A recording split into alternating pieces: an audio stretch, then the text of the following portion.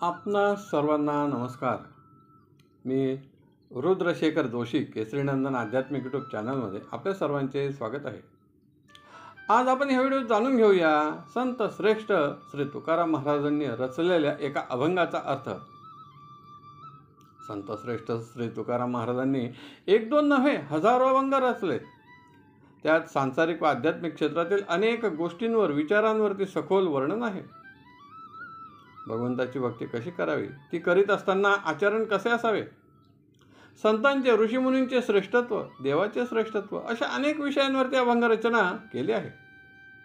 त्यानुसार आचरण केल्यास जीवन सार्थक होणारच हे निश्चित आहे. त्यातीलच एक अभंग आहे जो गाथेमध्ये 236 क्रमांकावरती आहे. आम्ही वैकुंठवासी आलो याची कारणासी, बोलिले जे ऋषी साच भावे वर्ताया. झाडू संतांचे मार्ग, आड राणे भरले जग, उच्चिष्टाचा भाग शेष उरला तो सेऊ. अर्थे लोपली पुराणे, नाश केला शब्दज्ञाने, विषय लोभी मने साधन हे बुडविले. पिटू भक्तीचा डांगोरा, कळी काळासी दरारा, तुका म्हणे करा जय जयकार आनंदे.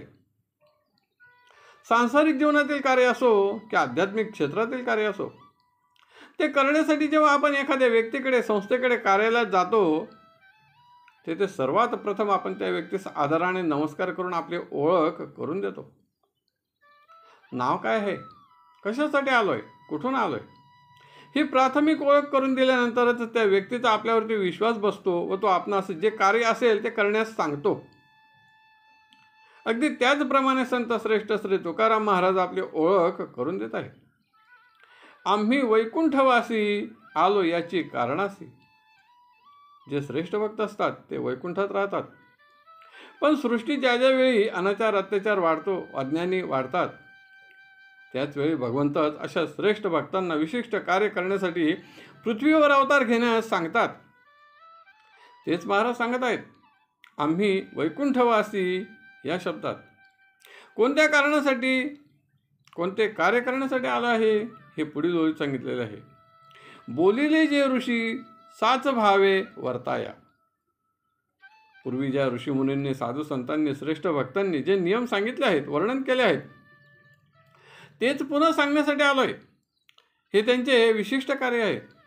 त्याची निश्चितता दर्शवण्यासाठी याची कारणासी असे म्हटलेले आहे. सामान्य व्यक्तीसुद्धा भक्तिमार्गाकडे कसा वळेल व त्याच्या जीवनाचे कल्याण कसे होईल,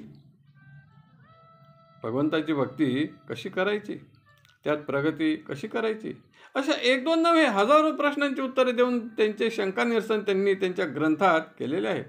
तेच मी स्वतः प्रत्यक्षपणे सद्भावाने, सदाचाराने वागून त्यांच्याप्रमाणे आचरण करून दाखवण्यासाठी आलो आहे. कारण सध्याची स्थिती काय आहे, आमची येण्याची आवश्यकता का भासली, ते पुढच्या वेळी सांगत आहे. झाडू संतांचे मार्ग, आड राणे भरले जग, उच्चिष्टाचा भाग शेष उरला तो सेवू. साधू संतांनी जो भक्ती मार्ग सांगितलेला आहे, त्या मार्गाने काही व्यक्ती जातच नाहीत. उलट त्यात नास्तिकता, दुर्जनता, स्वार्थी विचारांचे काटे टाकून देतात, ज्यामुळे दुसरी व्यक्ती देखील त्या मार्गाने जाणार नाही. मग असे सर्वजण अज्ञानाने, अधर्माने वागूनच कार्य करीत असतात. त्यासच आडराने भरले जग असे म्हटले आहे. थोडक्यात जो चांगला मार्ग आहे त्या मार्गाने न जाता आड मार्गाने जात आहेत. पण मी मात्र संतांनी जे सांगितले आहे त्याप्रमाणेच वागून सामान्य जनास देखील भक्ती मार्गास लावण्याचा प्रयत्न करेल. हेच कार्य जीवनभर करण्यासाठी आलो आहे असे ते सांगत आहेत. पुढची ओळ आहे, अर्थे लोपली पुराणे, नाश केला शब्दज्ञाने, विषय लोभी मने साधन हे बुडविले. ज्यांना शब्दांचे खरे अर्थ, गहन अर्थ माहीत नाहीत, त्यांनी पुराणातील, वेदातील मंत्रांचे, अभंगांचे, नियमांचे आपल्या पोकळ अल्पज्ञानानुसार वेगळेच अर्थ काढून ते जनमानसात सांगत आहेत. त्यात त्यांचा केवळ स्वार्थ, लोभ आहे.